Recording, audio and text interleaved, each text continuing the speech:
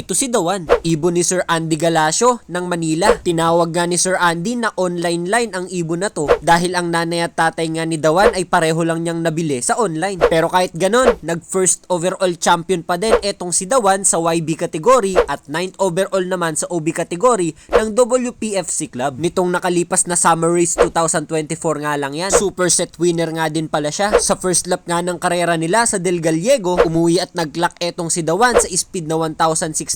Sa second lap naman sa Naga, ni isa nga ay walang nag-clock sa lap na to. Maulan kasi ang panahon nung araw na yon. At pagdating naman ng third lap nila sa Legazpi, umuwi nga si Dawan dito sa speed na 965. At sa fourth lap nga nila sa Matnog Sursogon, dito nga ay nag-lap winner etong si Dawan. Umuwi nga siya sa speed na 1065. Lap winner nga siya dyan sa YB category. Kaya naman dun sa first 4 laps, siya na yung rank number 1 sa YB, tapos pang 8 naman siya sa OB. At pagdating nga ng final lap nila sa Katbalogan, dito nga ay hindi pinalad na mag-clock etong si Dawan. Pero walang live sa YB category ang nag-clock dun sa final lap nila sa Katbalogan. Kaya naman kahit hindi siya nag-clock at hindi siya nakauwi, siya pa din ang itinanghal na first overall champion sa YB category at 9th overall champion naman sa OB category. Sayang lang at hindi na nga siya nakauwi sa final lap nila. At yan nga ang istorya ni Dawan. Ang ibon na sa online lang nabili ang mga magulang pero nag first overall champion pa.